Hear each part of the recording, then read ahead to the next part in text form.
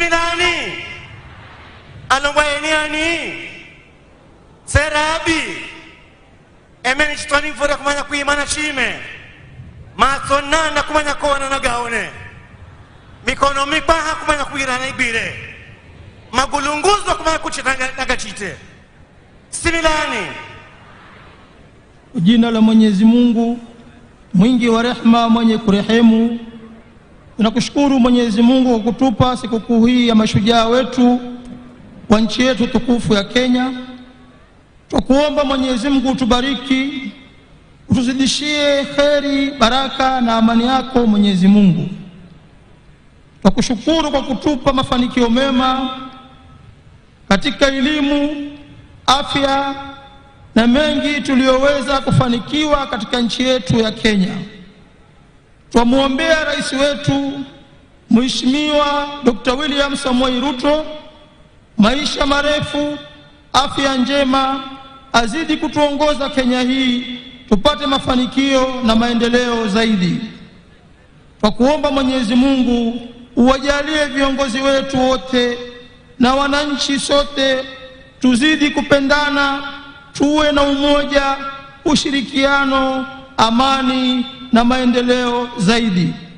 Rehma na amani ziwashukie mitume wako wote. Amin, amin, amin. Let us pray. Heavenly Father, on this Mashujaa Day, we come before you with hearts full of gratitude. We thank you for the heroes who have paved the way for our freedom and progress. Almighty God, on this Mashujaa Day, we lift before you His Excellency, the President of the Republic of Kenya, Dr. William Ruto. We thank you for his leadership and the responsibilities he carries. Grant him wisdom and discernment in every decision he makes. Bless all our leaders in national and county government. Lord, help us to foster unity among our communities, embracing our diversity as our strength. Gracious God, grant us the strength and the courage that our heroes exhibited in their fight for justice and equality. Let their examples remind us to stand firm in our conviction and pursue what is right. Dear Lord, as we remember those who have fought for our freedom, we also pray for the future generation. Instill in them the values of bravery, integrity, and service. In closing, we ask for your blessing upon our nation. Bless us economically, socially, numerically, and spiritually. In Jesus' mighty name, we pray and believe.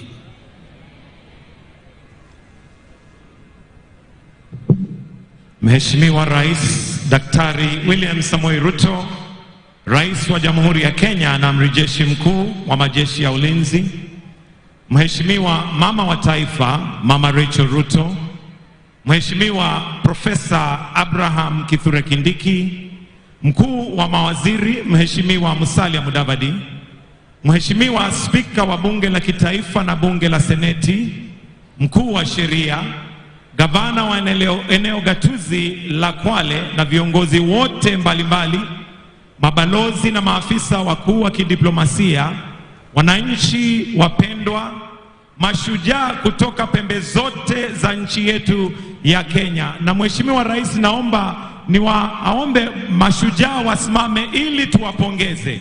Mashujaa, hebu tusimame tuwapongeze tafadhali mashujaa ambao tunasherekea siku ya leo. Asanteni, mnaweza mkaketi mabibi na mabwana. Mheshimiwa Rais, kwa niaba ya kamati ya andalizi ya tamasha hii siku ya leo ya mashujaa, naomba unikubalie tuweze kuingia kwa kipindi cha burudani, na wakaribisha wenzangu Boni na Beatrice wawakaribishe kwa kipindi cha burudani. Karibu.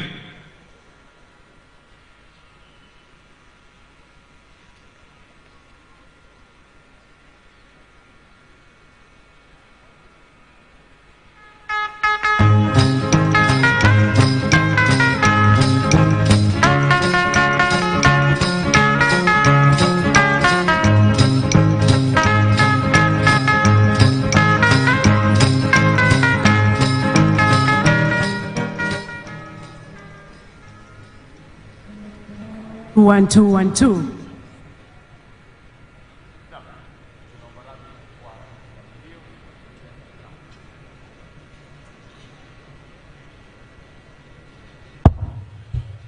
Mheshimiwa Rais, tunaomba radhi kwa hitilafu hiyo ya kimitambo. Lakini hata hivyo, Mheshimiwa Rais, burudani ya leo imetiwa vikorombwezo na viungo vya kuvutia mithili ya pilau na biriani. Mheshimiwa Rais, burudani hii imegawanywa kwa daraja mbili. Daraja ya kwanza itashuhudia wanafunzi takriban 520 kutoka shule mbalimbali za msingi gatuzini humu, wakiongozwa na Janet Langat kutoka Wizara ya Elimu, waelekezi wakiwa ni Eric Amuhaya, Faith Mbote, Hezekiah Ogira na Salim Omar. Wanafunzi hawa wataunda miundo ya kupendeza na yenye mafunzo tele kulingana na kauli mbiu ya sherehe za mwaka huu ambayo ni boma yangu, nyumba yangu, mimi ni shujaa. Hiyo ndio itakuwa daraja ya kwanza. Daraja ya pili, Mheshimiwa Rais, ni burudani mseto. Tutaanza na mchezo wa kuigiza wenye mada boma yangu.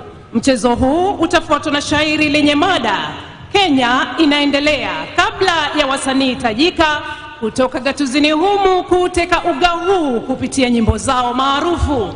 Mheshimiwa Rais, sijui kama unaofahamu wimbo mimi ni mzabibu, baba ni mkulima. Pia utatumbuizwa na taarabu, mtindo ambao ni maarufu sana hapa Pwani.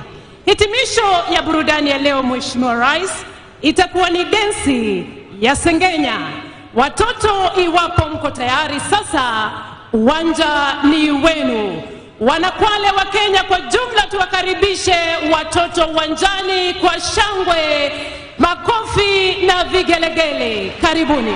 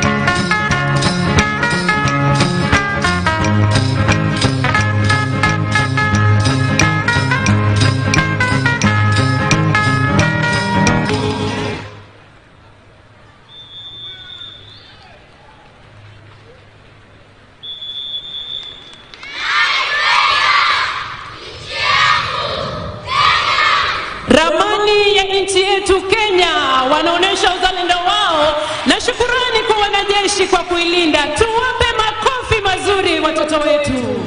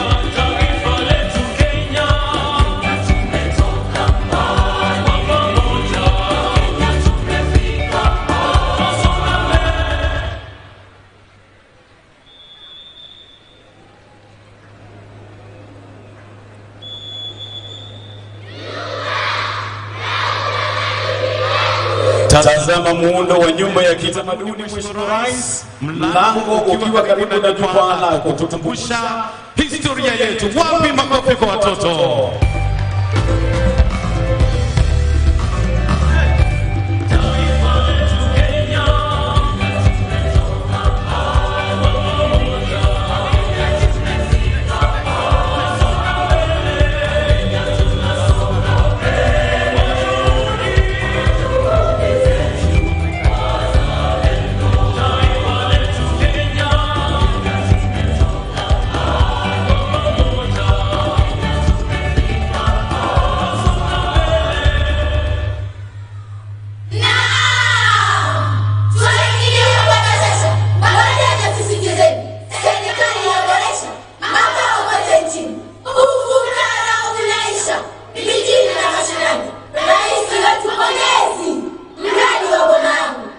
Ulize mwenzako nyumba hii mwahitaji kwa lugha ya mama.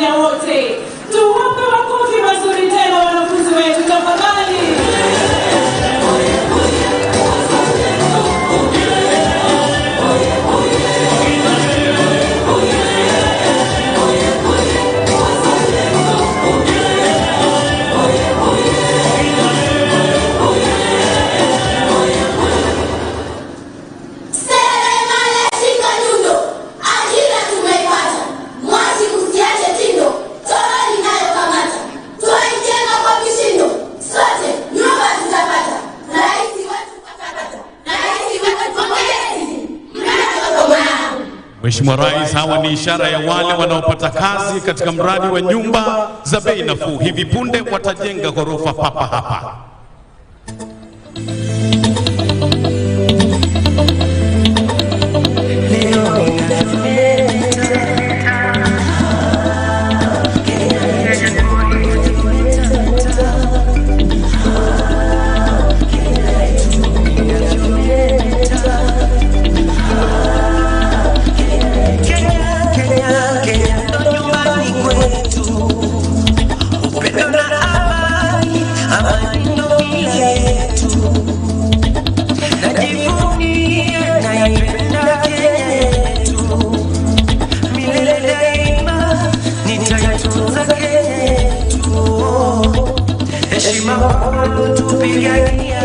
Kenya leo twaishi kwa furaha, mashujaa tunaojivunia, ona sasa Kenya uhuru tunao. Kenya inameremeta, Kenya yetu, Kenya inameremeta, Kenya, Kenya inameremeta, Kenya yetu, Kenya inameremeta, Kenya, Kenya inameremeta, Kenya yetu, Kenya inameremeta, Kenya, Kenya inameremeta, Kenya yetu, Kenya inameremeta, Kenya.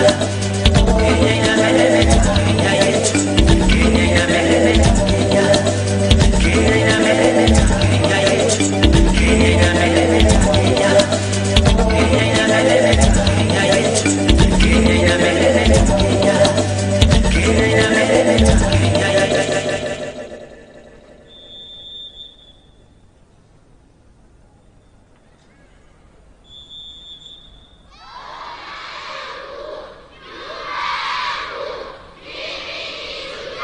ya Mheshimiwa Rais, jengo ndilo hilo la ghorofa 4, mlango ukiwa karibu na jukwaa lako, na sasa hivi litafunguliwa rasmi hapa Mheshimiwa Rais. Ukiangalia, wapi makofi na vigelegele?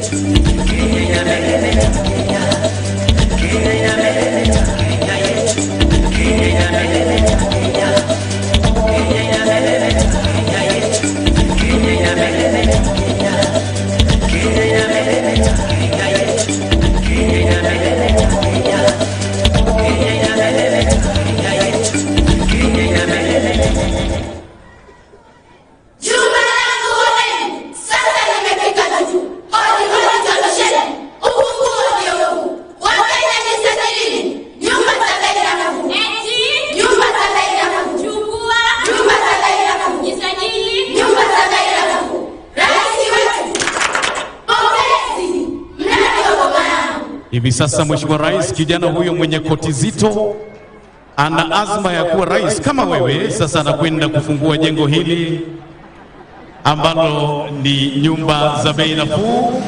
Anachukua makasi, anakata utepe, tumshangilie kwa makofi. Anakabiliana na ufunguo, anaingia ndani kufanya ziara. Mheshimiwa Rais, pale ndani kuna bedsitters, kuna 1 bedroom, kuna 2 bedroom, na zote zina stima na maji na zimesafishwa kweli kweli. Wapi vigelegele wananchi?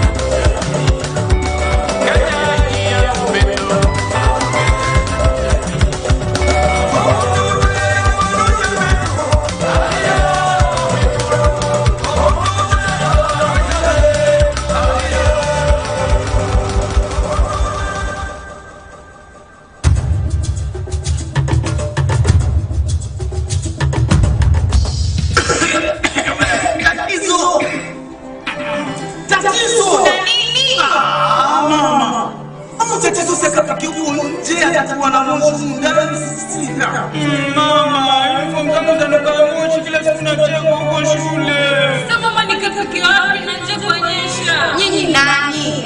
Wataka wenzenu wakapike wapi na waona haswa nje kuonyesha. Alafu mama mimi sina uwezo wa chumba. Na ndio maana niliwaambia. Mwambieni baba yenu ajenge nyumba kubwa. Yaani nyinyi binadamu hamna shukrani kabisa. Wenzenu huko nje hawana hata makao. Nyinyi mko hapa mnalalamika. Nyumba ni ndogo. Nyumba ya kuja. Hebu nioneni huruma bwana. Kwanza paondokeni hapa. Alafu wewe mama yake. Huu ni mwezi wa 6. Mimi keke kunini? Kazi ni kuchochea watoto tu. Yaani kwenye nyumba hiki kupika kulala watoto tunao tena baba kutoka mpekeke. Sasa nasemaje? Sikukupi. Wazee wenzangu na wauliza, je, ni ungwana wewe kujisajili Citizen mama yangu?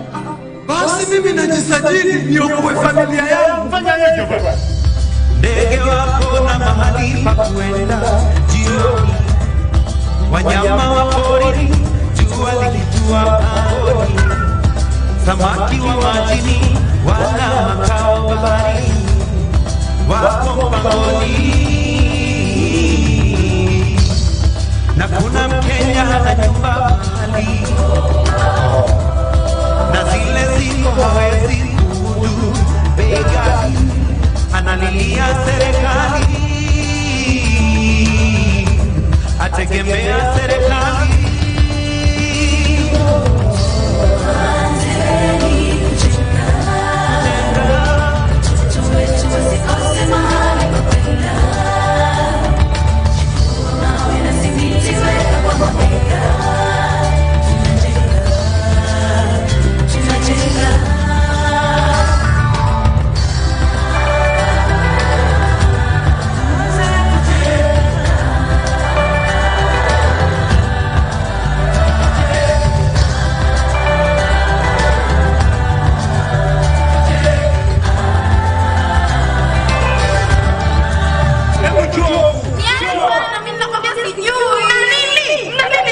basi siku zote kukuflash show bana. Wewe nawe uko kwa flash umekukulia wapi kama si humu muda? Hebu nenda kufundisha mwenzako jinsi ya kuflash. Hebu tuende kulione. Bwana mama, karibuni kwa baba langu bwana. Karibuni. Mama, hao watoto wapi? Mbona kumenyamaza sana? Kila mtu amelala chumbani mwake. Hili jumba hili kama ni hoteli zile za wazungu bwana. Wasema mtende. Huku kuna maji ya moto na ya baridi. Na chumba cha wageni ni kwapi bwana? Mama, mimi nimewaleta kwa hii boma yangu ili mnione na nyinyi mkasajiliwe mpate boma yenu kama hivi. Kama ni hivyo bwana, pia na mimi niko ndani ya mpango. Mimi niko. Na wewe mume wangu. Asante mke wangu. Na rais wetu ndio shujaa wetu. Hawezi kwa humba. Mtalala kwa nyumba za matope hadi lini? Kenya si kama zamani, sasa nina boma langu. Pongezi kwake rais kuleta mradi huu. Hizi nyumba sio ghali, bei zake si za juu. Hata asiye na mali ameipata nafuu. Kenya si kama zamani, sasa nina boma langu. Kenya sasa ni tajika Kwa yake maendeleo, Wakenya twafarijika, kimepanda chetu cheo. maboma yetu hakika Yamekuwa ya kileo. Kenya si kama zamani, sasa nina boma langu. Kenya si kama zamani, nchi yetu inapaa. Ajira tumezibuni, tumeipunguza njaa. Mafundi wa mjengoni nao pia mashujaa. Kenya si kama zamani, sasa nina boma langu. Ajira zimepanuka, mambo sasa yako shwari. Vijana rangi wapaka kwenye nyumba zetu nzuri. Mkandarasi hakika anafanya kazi nzuri. Kenya si kama zamani, sasa nina boma langu. tusiwasifu kwa nini Wadau na mashirika wote walokaa chini, mradi kwetu kufika. Kenya ni hame kwa nini? Na mambo yamenyoka. Kenya si kama zamani, sasa nina boma langu. Mbeleni twatarajia Kenya izidi kupanda. Kila mwenye familia hatoishi kwenye banda. Hakuna tena udhia wa watu kurandaranda. Kenya si kama zamani, sasa nina boma langu. Sasa tunalo jukumu la kulinda nyumba zetu ili zipate kudumu warithi wa watoto wetu.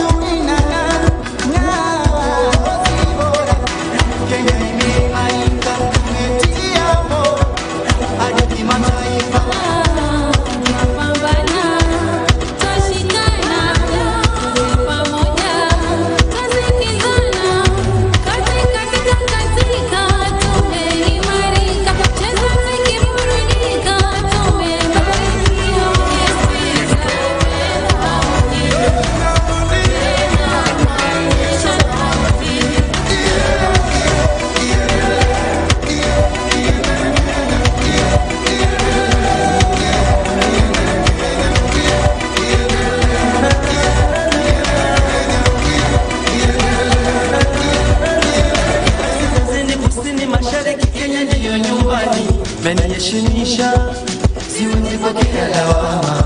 Amani, upendo, umoja na mengi maendeleo, tumeimarika, sijisikii jamani. Alikashizia mbele maalum mzigo na mwende, inanijisikiri yangu kwa maana silale. Amemele mbomo, acheza, amemele mbomo, acheza.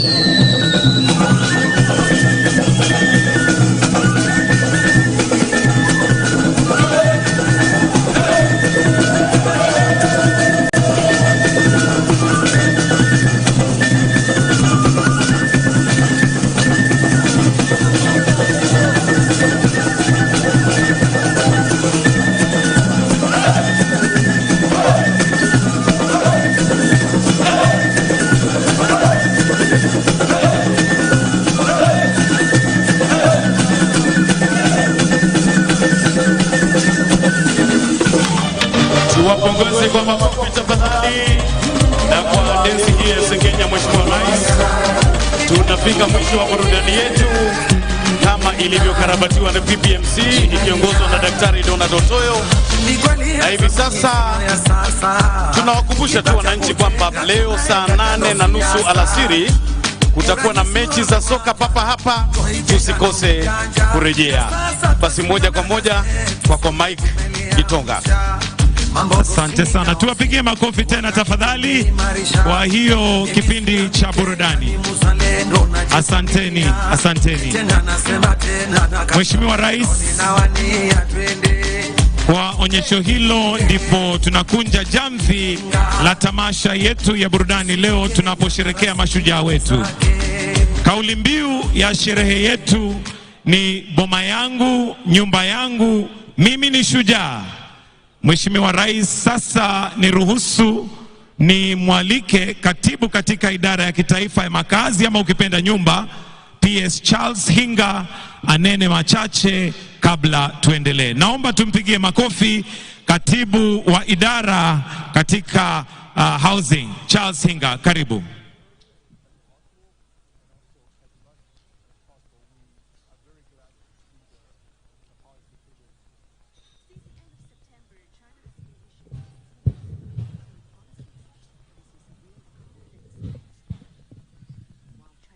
Your Excellency, the President of the Republic of Kenya, Cabinet Secretaries here present, distinguished guests, God is good. Your Excellency, we're going to have a short session where we are going to witness the handing over of a check to Juakali artisans from Kibra worth 720 million shillings. So allow me to invite the contractor, Mr. Samit Gelot, and the chairman of the Kibra Juakali Association, Karl Aura, to come. And with your permission, Your Excellency, I'll request that you come so that you can hand over the check to the Juakali artisans. Karibu.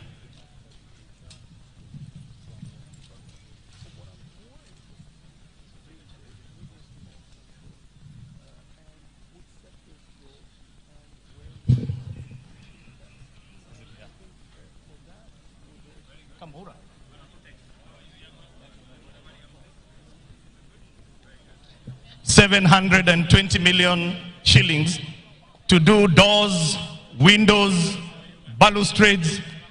This is real work, and it will benefit about 300 Juakali artisans in Kibera. Makofi tafadhali. Thank you so much, Your Excellency. Your Excellency, the affordable housing program is not about 4 walls and a roof. It is about dignifying our people, and it is about giving opportunity to many unemployed Kenyans. Your Excellency, as you will see, the Juakali Association of Kibra is just but a fraction of what we have provided to all the Juakalis. In all our 75 active sites in the country, the Juakalis, the local Juakalis are being involved. And so far, we have given them 4.4 billion shillings worth of work. And Your Excellency, in 2022, you said that one day this country is going to look like a construction site. Indeed, it is looking like a construction site. Your Excellency, at the heart of this program are people. People that have dreams and aspirations. And by the mere fact that we share the umbilical cord of being called Kenyans, they deserve the dignity that some of us have. And that is why, Your Excellency, I would like to invite Stanley here, a young man from Kibra. He is the chairperson of the what is called SEC. This is the organization that is organizing the communities so that they can be able to get these houses. Stanley, come for a few minutes and share your story.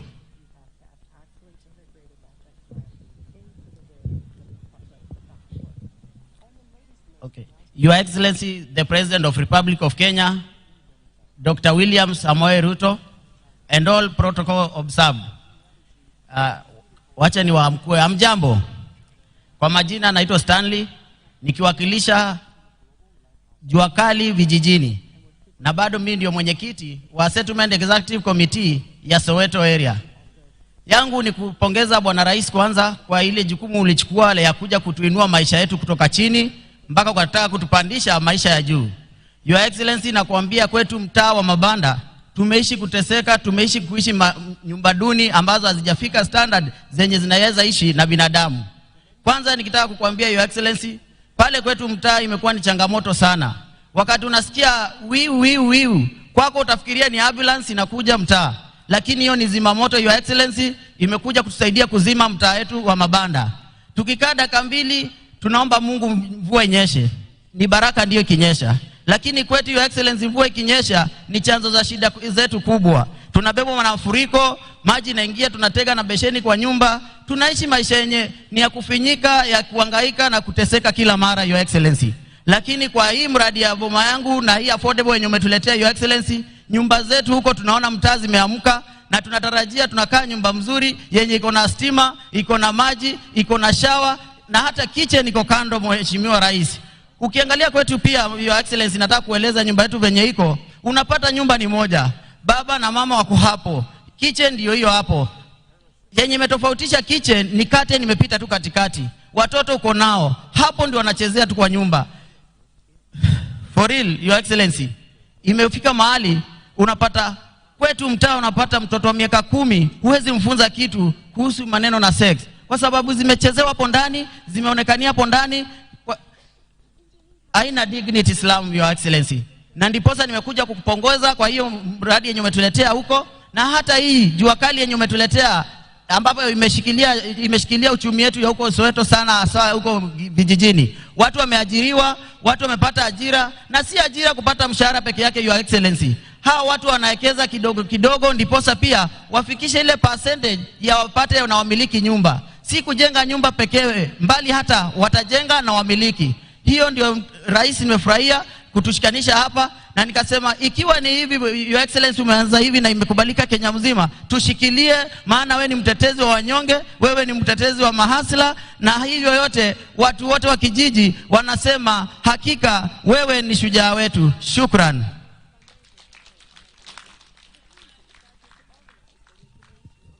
Asante sana Stanley kwa hayo maneno ambayo yametoka kwenye roho.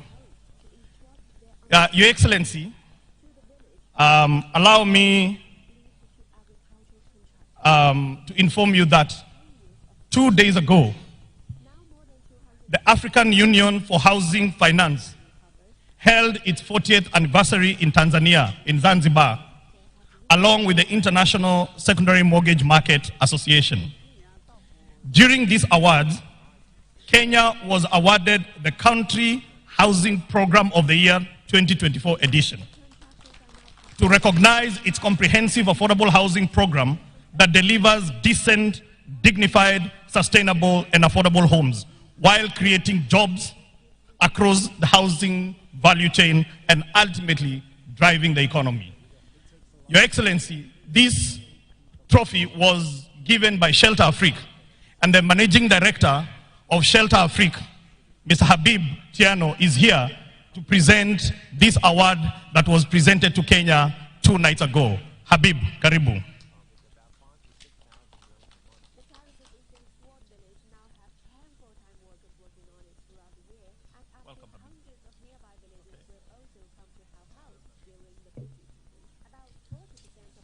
Your Excellency, the whole world is recognizing. Others are talking about affordable housing. You are implementing affordable housing. We will see many people coming to benchmark here, the same way people go to Singapore and other places to benchmark. And you have become the global champion for affordable housing. Thank you so much, Your Excellency.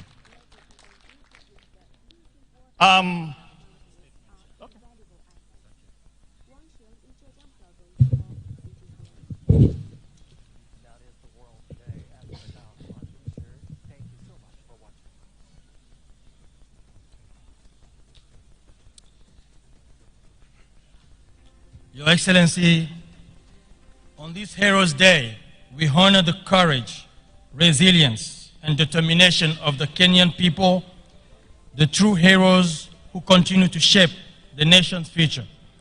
Happy Mashujaa Day.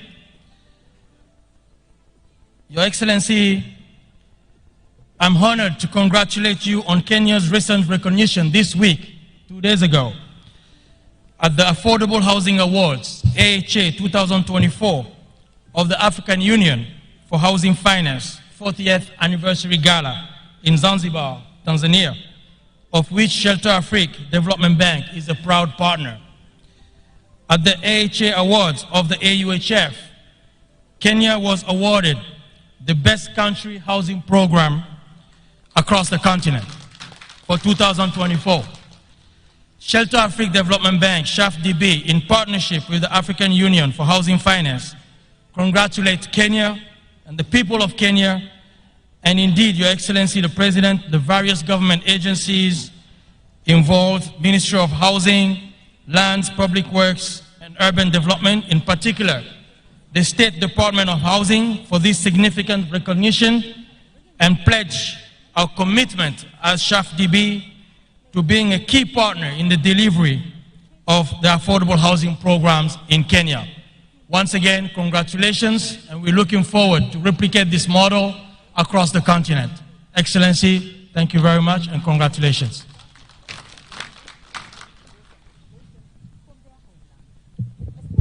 Thank you, MD Habib. And Your Excellency, just to recognize that Kenya is the biggest shareholder of Shelter Afrique.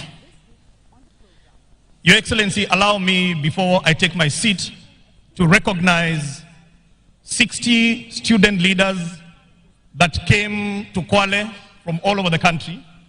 And on Friday, Your Excellency, we were able to unveil the new design for student accommodation, which we shall be rolling out in all our universities, TVET colleges, and our KMTC. Thank you so much, the students, for coming today. Last, Your Excellency, allow me to introduce a group called Wadaglis, who are going to give us a number, Wataanguka na Nyumba. Karibuni.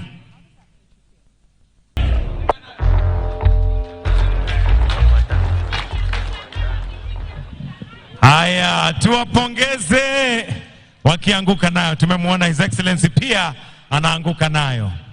Your Excellency, sasa kwa heshima naomba nimwalike gavana wa Kwale, Her Excellency Fatuma Mohamed Achani, ili aweze kunena machache. Tumpigie makofi akija. Karibu gavana.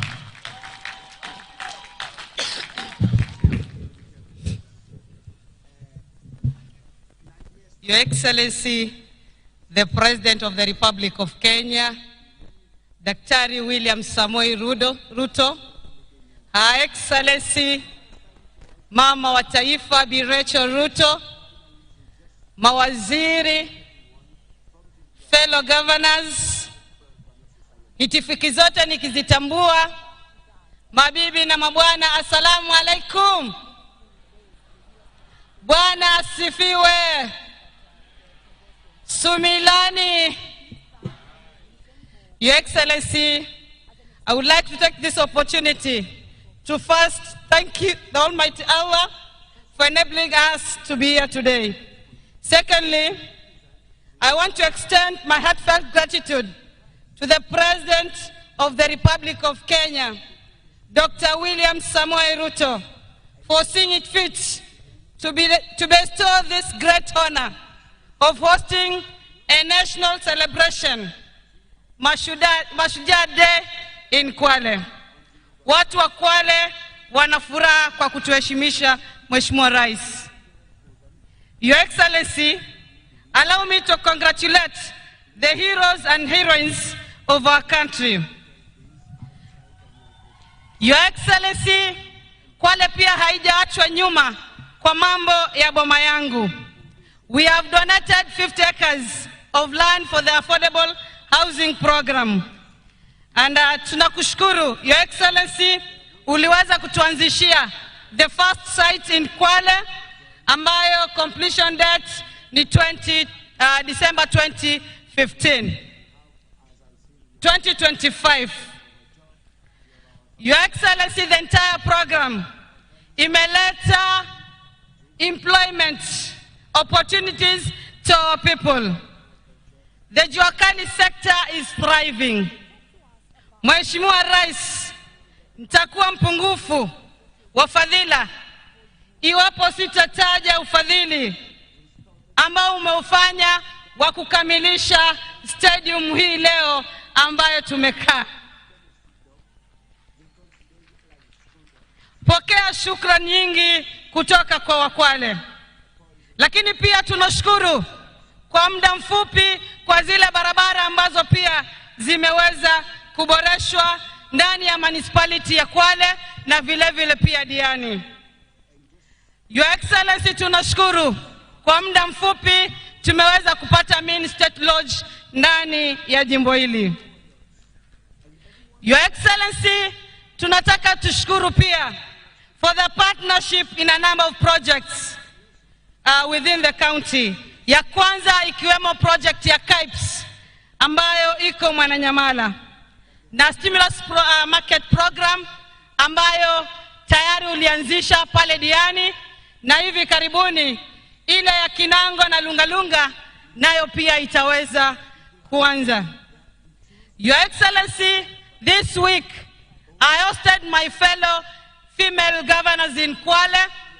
Tukafungua oncology center hapa Kwale Hospital. This being a month ya kucelebrate ama ya create awareness kwa mambo ya kansa, ningewauliza tu wa Kenya wote tuweze kupitia katika vituo vya afya, tuweze kujua hali yetu kwa mambo ya saratani, kwa sababu early detection saves lives. Your Excellency, women empowerment and youth empowerment is dear to me. Under my leadership, Your Excellency, nimeweza kuunganisha vijana na kina mama wakaweza kuunda kampuni, na in the last financial year tumeweza kuunda kampuni 200 na zaidi ya kampuni 30 ziliweza kupata tenda za county government na national government. Asante sana Your Excellency. Your Excellency, county governments imeweza kuachieve kwa mambo mengi including water through construction of small and medium dams. Kutengeneza pia mambo ya micro irrigation, improvement of different sectors. Your Excellency, Kwale is a proof that devolution is working. Kwale County boasts of its stunning coastal landscape, pristine white sandy beaches, wildlife, and it's also rich cultural and heritage of its people, making it top choice and international tourists. Your Excellency, last Friday, Kwale County received, Diani was voted Africa's leading beach destination 2024. And not only leading beach destination, our hotels including Baobab Beach Resort, Diamond Leisure Lodge, Swahili Beach Hotel, Leopard Beach Hotel, and Chale Island won in various categories in Africa. As we continue to make significant progress in matters infrastructure, governance, and economic growth, I'm confident that Kwale County will thrive as a place where business, tourism, and community flourish. Your Excellency, I made a pledge to the people of Kwale that I will serve them diligently. To that, Your Excellency, nimeendelea kuwafanyia wakaazi wa Kwale kazi bila ya ubaguzi, na tunasema ni tolwa. na nina imani hawatoachana na achani. As I conclude, Your Excellency, the people of Kwale wameniuliza nikushukuru sana kwa kutuma Mheshimiwa Waziri Chirchir akaja akatembelea barabara ya Kinango, na kazi nzuri imeendelea pale barabara ya Kinango, na tunategemea, we are very hopeful that in the next 18 months the road will be fully tarmacked. Your Excellency, as we gather today to celebrate our Mashujaa, allow me to extend a warm and hearty welcome to all our esteemed guests, dignitaries and fellow Kenyans to our beautiful county of Kwale. Kindly explore and enjoy all that Kwale has to offer. This is Destination Kwale. Karibuni sana Kwale. Happy Mashujaa Day to all. Thank you very much.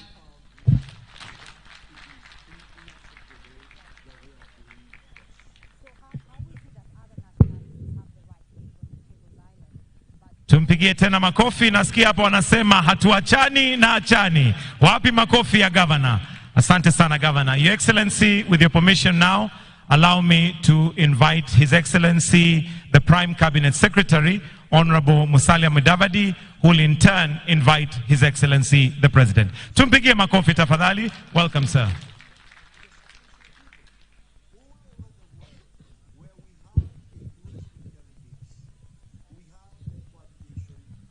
Mheshimiwa Rais wa Jamhuri ya Kenya,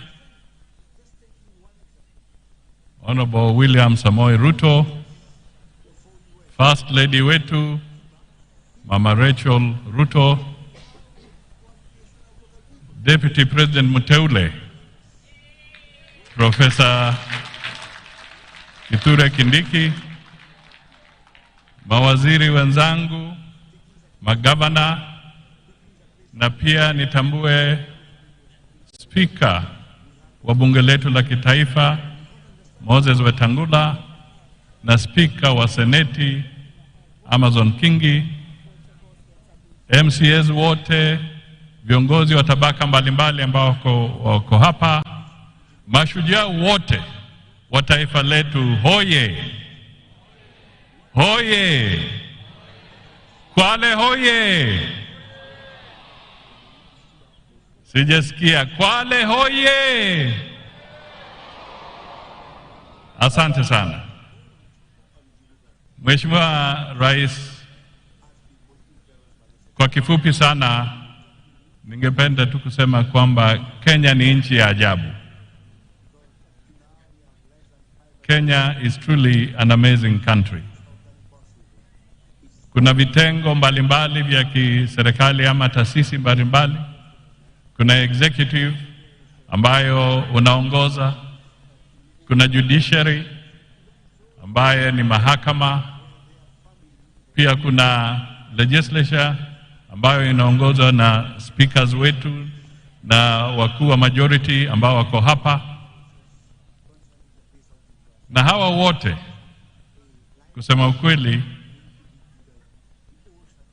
hizi institutions zetu zote zimeonyesha kwamba demokrasia ni kitu cha muhimu, na wamepata changamoto nyingi, lakini kupitia kwa sheria ya kitaifa na kulingana na katiba yetu tumedhibitisha kwamba hivi vitengo ama hizi taasisi zinafanya kazi. Kwa hivyo leo tuko hapa kuonyesha kwamba Kenya itazidi kudumisha demokrasia na kuhakikisha kwamba tunatii sheria na tunafuata mambo yote kulingana na katiba yetu. Kwa hivyo bila kupoteza wakati, ningependa sasa kuwarai Wakenya wote, haswa wale wako hapa Kwale, tuinuke na tumkaribishe Rais wa Jamhuri ya Kenya kwa shangwe na vigelegele ili awe na nafasi ya kutubia. 1, 2, 3. Mheshimiwa Rais, asante. Asanteni sana, tafadhali tunaweza kuketi chini. Thank you very much.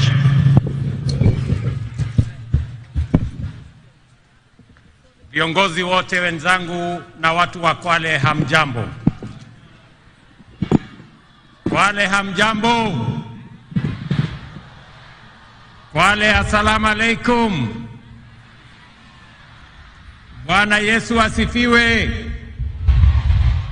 Similani, Mjisimila, Malamadzo, Mvula ya Pevo, Mloganji, Similani. Ndugu watu wa Kwale, kwanza nataka niwapongeze wananchi wa Kwale na wananchi wa taifa letu tunayoipenda Kenya kwa kutukaribisha katika sherehe hii ya Mashujaa 2024 hapa Kwale.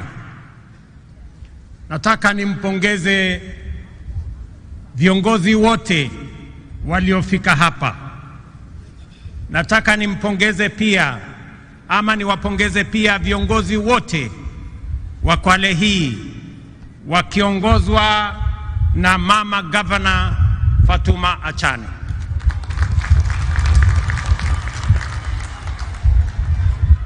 Kama kungekuwa na taswishi yoyote kwamba mama Muislamu anaweza kuwa kiongozi na awe governor, sasa hiyo taswishi imeondoka, kwa sababu Fatuma Achane ni governor wetu wa hapa Kwale. We can now confirm without a doubt that women leadership has a firm place in the Republic of Kenya. Pia leo asubuhi tumekuwa na jambo la kihistoria tena. Kwa mara ya kwanza katika taifa letu, mwanajeshi mama kuongoza sherehe hii, Luteni Kanali Faith Mwangandi. Huyo mama hapo, mpigie makofi jameni. Kudhihirisha tena kwamba mama wanaweza kufanya kazi zote. And that is why we, the people of Kenya, are proud defenders of our freedom and aspire to become and remain free and sovereign. These were the foremost attributes of the first generation of freedom fighters who faced the monster of imperial domination with unflinching courage and commitment to prevail, even if it cost them everything, including their very lives. From them, we have a fine model that has inspired generations of selfless patriots and continues to inspire us today as we do our part in nation building.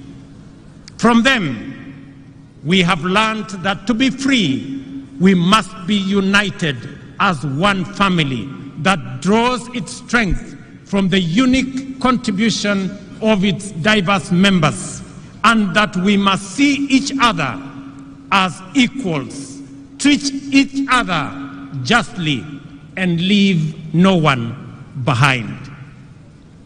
We, the people of Kenya, know that just like our ancestors, we have what it takes, including the values, principles, and commitments that define Mashujaa, to break free of oppression, humiliation, poverty, and indignity.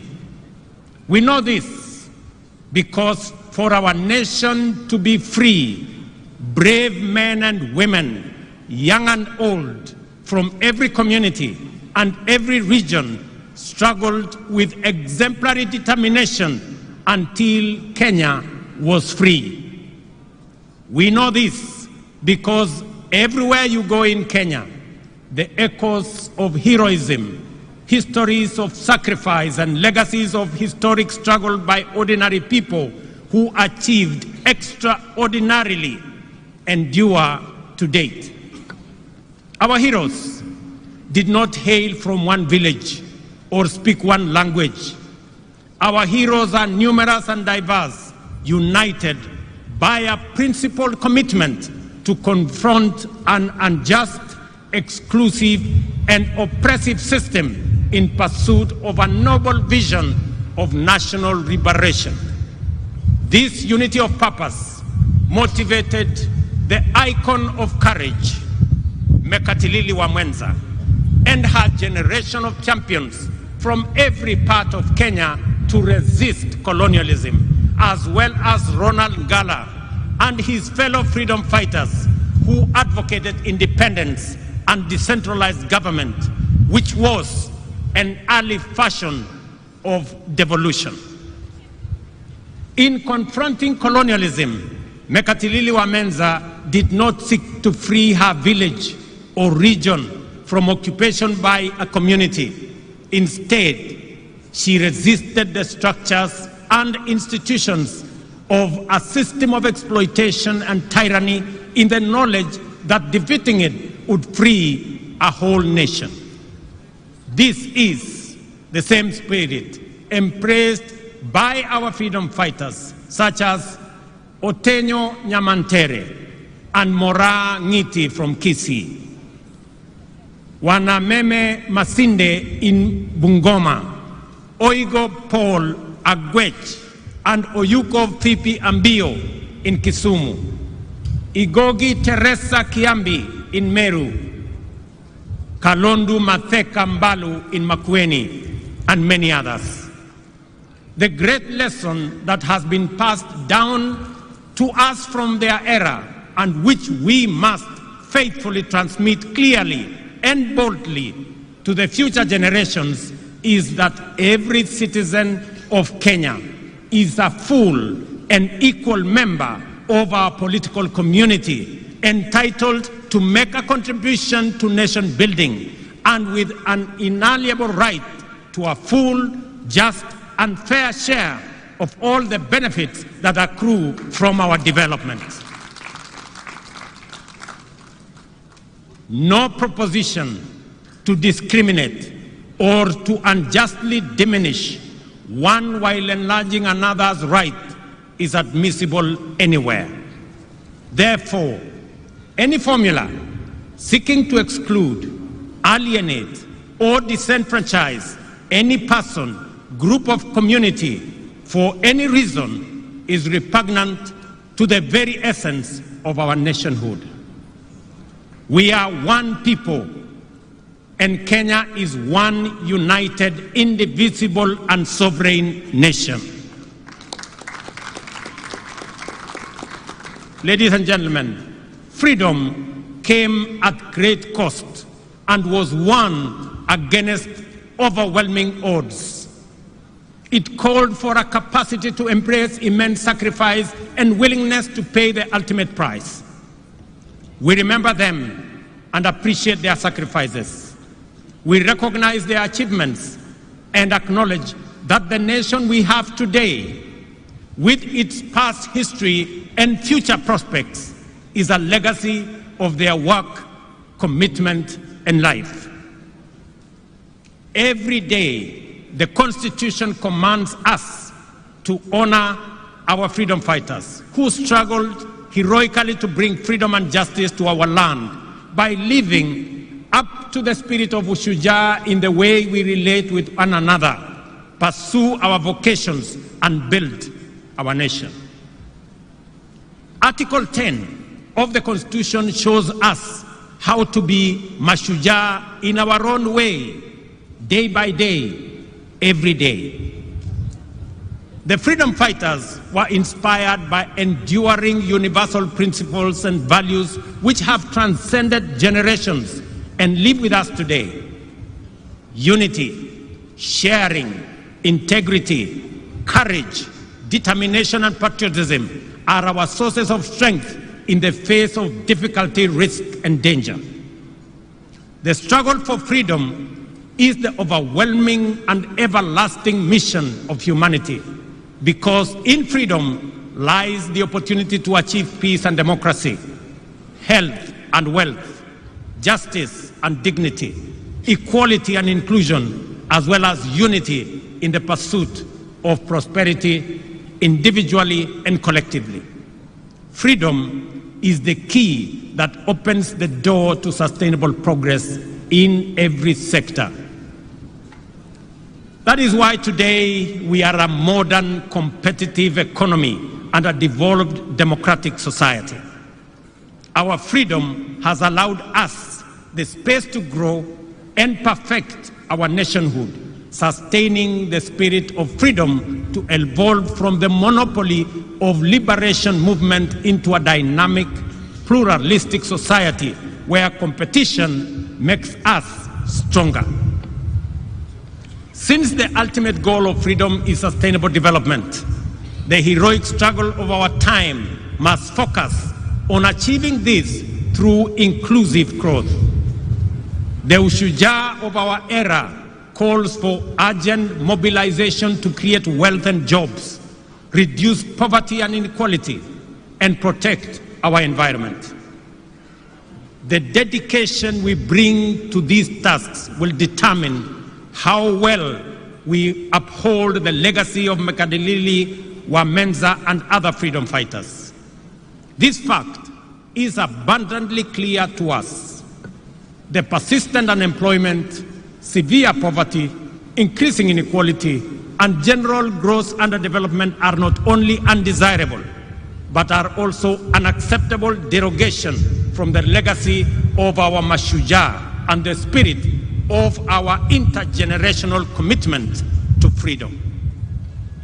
Recognizing this, the government formulated a plan aimed at enhancing dignity and security, creating wealth and expanding opportunities by increasing investments in infrastructure development, essential service delivery, and the productivity of key strategic sectors. The bottom-up economic transformation agenda is Kenya's economic freedom charter, which mobilizes unprecedented levels of investment into the most impactful sectors in providing essential public services inclusively and affordably, multiplying incomes and creating millions of new, good jobs for our many well-educated and highly skilled young people.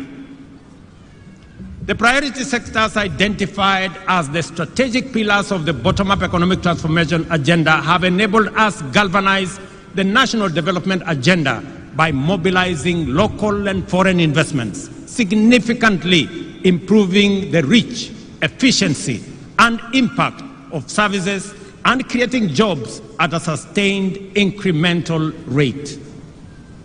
We are driving agricultural transformation through major interventions across all value chains, including fisheries and aquaculture, horticulture and food crops, livestock, beekeeping, and rangeland development. Investments are being made to boost production and supply of quality inputs, provide extension services, reduce post-harvest losses, and maximize returns for producers. These efforts are aimed to increase economies of scale through aggregation, agro-processing, value addition, and exports. Let me announce to farmers across Kenya that we have just concluded the process of procuring the next consignments of fertilizer and assure them that the fertilizer that we have will continue to retail at 2,500 as we committed ourselves. Whether it is tea, whether it is coffee, whether it is maize, whether it is wheat, whether it is sugarcane, we will make sure that prices of fertilizer are universal, because we have seen its impact on matters food productivity in Kenya and the lowering of the cost of living as a result of reduction of food prices because of enhanced supply.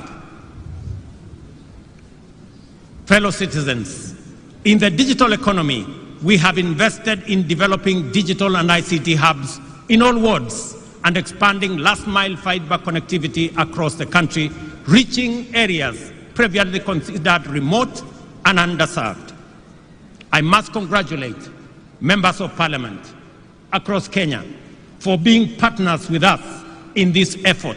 And I want to encourage all our members of parliament to front-load and to prioritize the construction of ICT hubs across Kenya so that we can give digital opportunities for our young people, because these efforts have enabled young digital creators, entrepreneurs, and workers to access opportunities not just locally, but also globally.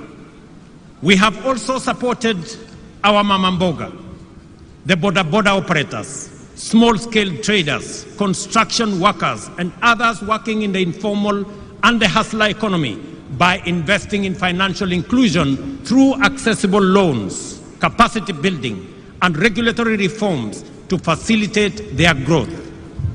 I want to commend the banking industry for extending, just last week, an additional 150 billion in loans and loan facilities to micro, small, and medium enterprises to complement our efforts in making sure that we attend to the people lower in the category. To achieve universal health coverage, we have transformed the provision of health care to enable all Kenyans access promotive and preventive services in addition to curative services. First, under an all-inclusive social health framework, and also through programs like Afya Bora Mashinani, which has onboarded over 100,000 community health promoters who provide health care directly to people in their homes. Ladies and gentlemen, today marks the conclusion of Boma Yangu Week, launched last Monday to celebrate the achievement of our affordable housing program. Throughout the week, we showcased significant progress in advancing this ambitious agenda, which aims to transform lives and livelihoods by providing affordable, decent homes for millions of Kenyans. On this Mashujaa Day, we recognize key initiatives such as the Kenya Urban Resilience Project, the Kenya Informal Settlements Improvement Project, and the National Climate Resilience Program, otherwise known as Climate Works. Under our bottom-up economic transformation agenda, we are committed to striking a major blow for the freedom struggle of our time by eradicating the shame of hunger in the land of plenty, taking decisive measures to significantly reduce poverty, providing all Kenyans with high-quality health care, and enhancing dignity, well-being, and standards of living for everyone. The affordable housing program is central to these efforts, with a target of delivering 200,000 homes annually to meet the growing demands of housing.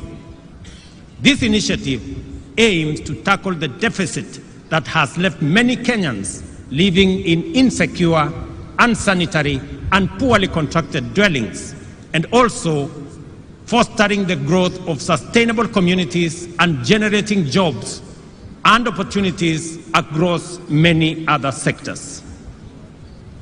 We all know that the future is urban. 60% of our population, not just in Kenya, but globally, will be living in urban areas. That is not a choice we can make. That is what's going to happen. But we can make a choice as to what kind of living, what kind of settlements these 60% of our citizens who will be living in urban areas, how they will live. Either they will live in slums or they will live in decent dwellings. It is our choice and the choice of our generation to make sure that when we undergo this process, which is inevitable, and we have communities that are urban, they will be living in decent livelihoods. The progress so far is remarkable. 124,000 housing units are at different stages of completion across 75 sites in 37 counties. These projects include homes also for the military, police, and correctional services.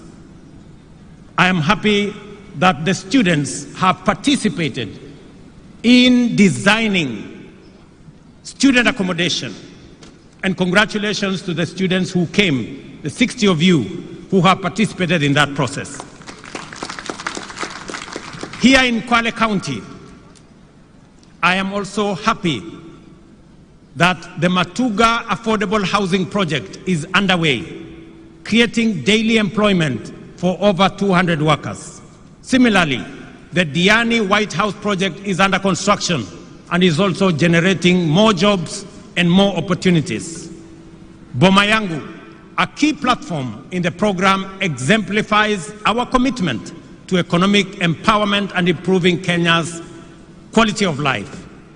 This online portal aggregates housing demand with over 547 registered users, of whom 52,000 have collectively saved more than 2.3 billion towards home ownership. These numbers represent real individuals striving to achieve their home ownership dreams. For example, Joseph Cairo from Ruiru, who began saving on Boma Yangu and has now accumulated an impressive 895,000, more than half the cost of a one-bedroom unit. Similarly, Jemima Nyaboke, a businesswoman living with disability in Nairobi, has saved 650,000, steadily and surely bringing herself closer to home ownership. Jane Mumbi Mushina, a widow and a mother of two from Nakuru, will soon move from her rented unit, which costs 1,500 monthly, to her own one-bedroom home after patiently and with determination saving for it. Likewise, David Gagiri, a 44-year-old Juakali artisan and a father of 4, is rearing and nearing the completion of his savings to move into his own house. These stories illustrate how the affordable housing program is empowering ordinary citizens, affirming their dignity and opening pathways for financial independence.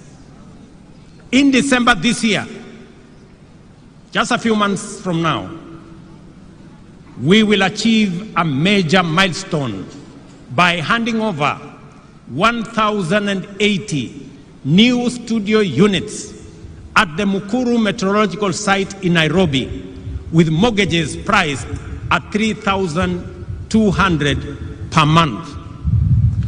This is to citizens who today pay the same amount but live in a slum. Rent that does not qualify them to own the dwelling finally. The revolutionary dimension of this milestone is that finally mortgages will no longer be the vocabulary of a lucky few, but an accessible, feasible, and convenient instrument of bottom-up empowerment, making home ownership affordable and therefore attainable. The program's benefits extend beyond housing. So far, the Affordable Housing Program has created over 160,000 jobs throughout the housing value chain. While the industry remains predominantly male, we are working to increase female participation to 30%, up from the current 20%. Our collaboration with the Juakali sector has demonstrated the Affordable Housing Program's significant potential to transform local manufacturing. In Kwale, over 200 artisans are providing essential services at various sites, fabricating components such as doors, windows, and cabinet fittings. The success of involving worker cooperatives and artisans has strengthened our commitment to support local businesses. You heard the governor of Kwale enumerate the number of companies that now work with us. To facilitate this further, the government has allocated Kenya shillings 4.4 billion specifically for payments to MSMEs supplying goods and services under this program. I was especially proud to witness the signing of the 720 million subcontract awarded to Soweto High-Rise Fabricators and Woodworkers Association in Kibra, just the event that you saw us here this morning. This partnership will greatly enhance the business prospects of these Juakali associations, now recognized as bona fide affordable housing program suppliers. Ladies and gentlemen, on this day, it is important for us to remember that the objective of the freedom struggle was for the citizens of Kenya to have full rights and opportunities to live in dignity and achieve a high standard of living with security, health, and wealth. As we implement affordable housing program, therefore, we must at the same time move quickly to complement it with initiatives that promote health and well-being and secure work and livelihoods. Thus, healthcare remains a priority under our bottom-up economic transformation agenda. We are advancing the scope of the universal health coverage to give every Kenyan access to promotive, preventive, curative, and emergency services. Through the Social Health Insurance Fund, citizens will contribute and access comprehensive healthcare benefits, and those who are categorized as not being able to pay, the government of Kenya will step in and pay for them. The value for money in this scheme will be undeniable once the migration from the National Health Insurance Fund is completed and the fund is fully operational. As of the beginning of this month, 12.9 million Kenyans were registered with the Social Health Authority, and all public health institutions and alongside 50% of private facilities were already enrolled to provide services. I urge private hospitals to expedite the contracting process to enable us complete the final rollout of the universal health coverage. To accelerate this rollout, the government of Kenya has released 3 billion shillings to settle outstanding payments to hospitals and other service providers. I know this has been a major concern for hospitals that are owed by the former NHIF a lot of money. I want to give them my assurance that from next week, we have already released the money that will go into settling some of the debts that have held back their services under our new program. Ladies and gentlemen, the time for doubt and anxiety is slowly but surely getting behind us, and the space for criticism, skepticism, and pessimism is over. Real change ushers us into unfamiliar places. Transformative change overturns old assumptions and unlocks unprecedented possibilities. Every step into the future takes a measure of courage, and the comfort of the familiar can become a temptation to hesitate or backslide. We have been here before, Kenyans, times without number. Many Kenyans were anxious about the prospects of the freedom struggle and doubted the capacity of our freedom fighters to defeat the formidable power of the empire. Some were afraid that what they saw as an uncertain future in an independent nation, in contrast with the very real if undesirable, present in an oppressive colony. Later, when challenging the single-party monopoly, many worried that embracing democratic pluralism might destabilize the country and lead to state collapse. More recently, some hesitated as we took a leap of faith into a new dispensation, fearing that devolution could fragment the nation and that strong checks and balances might render the republic ungovernable. Despite these concerns, here we are, stronger than ever, facing the future with greater confidence and building a strong nation that is respected for its positive contribution, not just at home, not just regionally, but also globally. Independence, multi-party democracy, and our progressive constitution have made Kenya stronger, enabling our country to move forward and upwards, even in the midst of unprecedented challenges. What we have learned from Kenya's history of freedom struggle is this: we must not allow the fear of change to imprison us in the past, and we must have greater faith in our collective capacity to achieve inclusive transformation and usher in progress that leaves no one behind. I call on all Kenyans. I call on all Kenyans to have faith and a little patience. In matters of weeks, or in a matter of weeks, SHIF will be serving us efficiently and making the dream of universal coverage come true.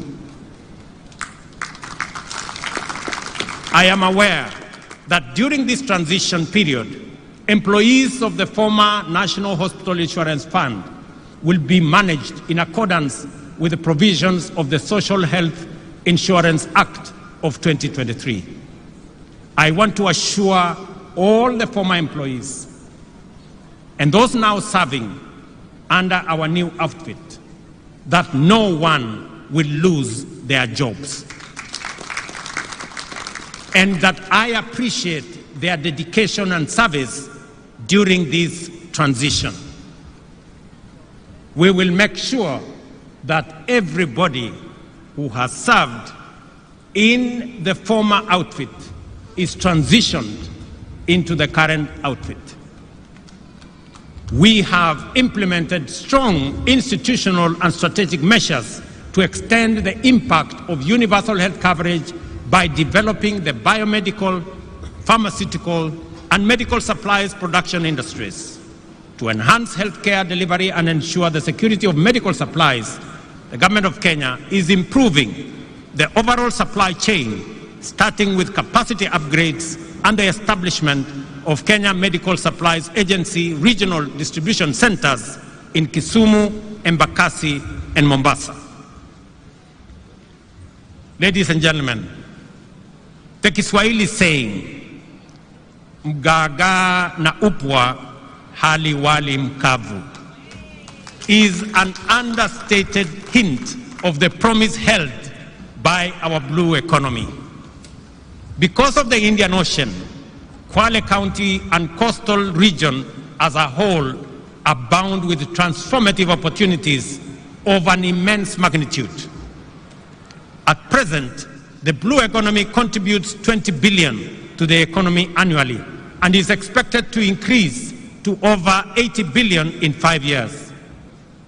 This transformation will create thousands of jobs and stimulate regional economy through increased investment in various industries, enhanced export manufacturing, and expanded overall economic activity. To begin with, we are investing Kenya shillings 2.7 billion in the construction of fish landing sites and markets equipped with cold storage facilities across the country, with 1.2 billion allocated specifically to the coast region. Additionally, we are releasing 1.7 billion in grants to support 612 fishing cooperatives and groups in the region. I must commend the Ministry of Mining and Blue Economy for an excellent job that they are undertaking. The Shimoni Port, Kenya's first dedicated fish port, is now 82% complete. I came to start that project months ago. I'm very happy with the progress that is made. Once finished, it will boost the fishing industry by increasing the handling capacity by 50,000 metric tons of fish annually, thereby promoting value addition for both domestic and export market. To promote and enhance aquaculture and mariculture in the country, the government is investing 2.4 billion, including 1.4 billion allocated specifically for the coast region in the development of the National Mariculture Resource and Training Center in Shimoni, here in Kwale County. This center will serve as a catalyst for the growth of productive and profitable mariculture. It will function as a marine fish seed breeding and multiplication center, facilitate research and innovation in mariculture, and offer training for fish farmers and students. To increase fish production and facilitate the transition of fisherfolk to deep water and exclusive economic zone fishing, the government has procured and distributed 123 fishing boats to local communities. And additionally, we plan to acquire deep sea fishing vessels for offshore fishing with a total budget of Kenya shillings 600 million allocated for this purpose this year. Ladies and gentlemen, the affordable housing program, healthcare reforms, and blue economy investments go beyond infrastructure. They embody our commitment to dignity, opportunity, and prosperity for many Kenyans. We invite the private sector to join us and drive up the scale of these initiatives to provide opportunities for more Kenyans to take part in achieving lasting transformation. Together, we are building a brighter future where every Kenyan has the opportunity to thrive and winning the freedom struggle of our time. Let us remember the example of our first Mashujaa and be inspired by their values, achievements, and legacy. Let us do our part to promote national cohesion and inclusion and to combat division, tribalism, and exclusion. Let us remember that without unity, our freedom and our future would be under threat. Together, we are unstoppable in pursuit of our aspirations and immovable in the face of any challenge. By embodying, championing, and defending our national values and principles of governance every day, we will be able to live up to the monumental legacy of Mekatilili Wamenza and other heroic men and women who blazed the trail for the patriots who followed and built a nation that present and future generations will be proud of. I am encouraged by the bravery, diligence, and loyalty with which Kenyans of all walks of life undertake their profession and social tasks, fighting crime and terrorism, defending the nation's territorial integrity, treating the sick, feeding the nation, teaching our children, and serving the needs of underprivileged citizens. To you all, I convey the gratitude and appreciation of all Kenyans. It is in these things that heroism lies. The fact that we must do them every day doesn't make them any less heroic or extraordinary. Mashujaa is doing ordinary things in extraordinary ways. Therefore, whatever our vocation, let us apply ourselves with zeal, because that is how great nations are built. Ladies and gentlemen, watu wa Kwale, ndugu zangu watu wa Kenya,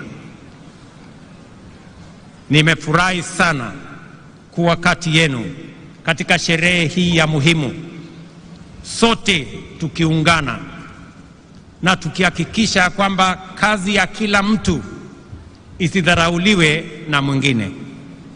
Wale wote mnaochangia katika sehemu zote, yule unayesukuma pale wheelbarrow ili tuweze kujenga affordable housing, yule unayepiga randa ndio tuweze kuwa na milango na madirisha na mambo mengine ambayo yatatusaidia kuwa na manyumba ya sawasawa.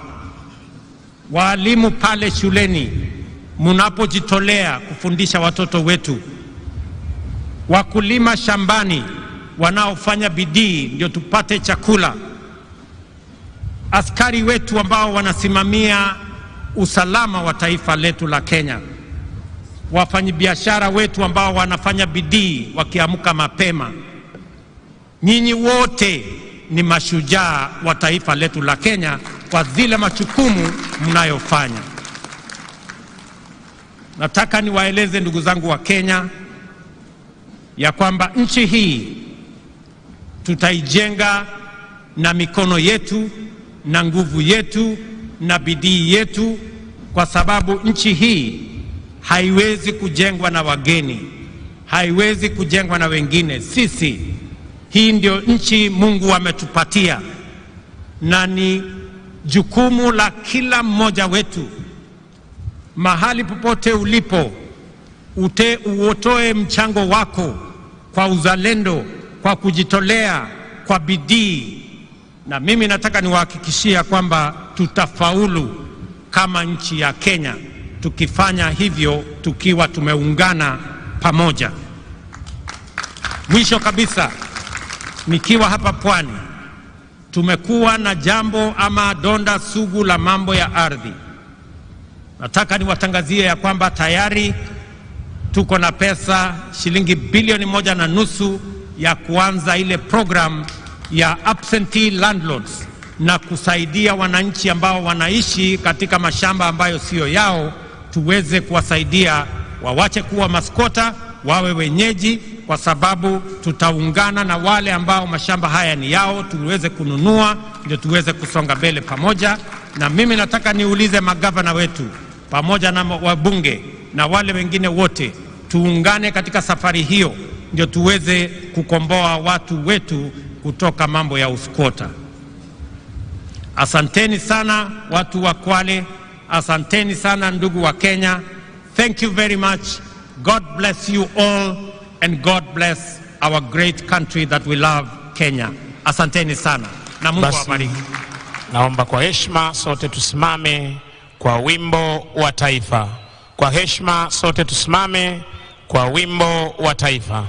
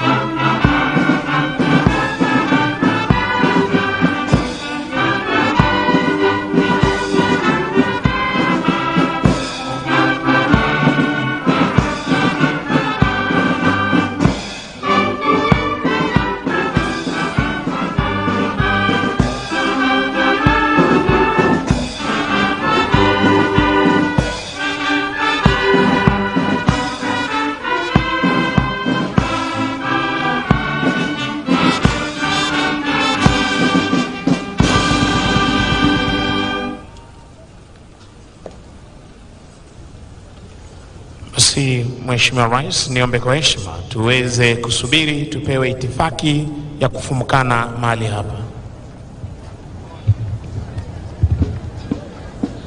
Nitaomba kuomba sasa kuwaelekeza viongozi kutulia kwenye jukwaa rasmi ili tuweze kuelekezwa. Nitaomba sote sasa tuwe watulivu ili tuweze kumpisha msafara wa Mheshimiwa Daktari William Ruto, Rais wa Jamhuri ya Kenya na Amiri Jeshi Mkuu wa Majeshi ya Ulinzi, Mama Taifa Mama Rachel, wakisindikishwa na Mkuu wa Majeshi ya Ulinzi. Nitaomba sasa msafara wa Mheshimiwa Rais kuweza kuletwa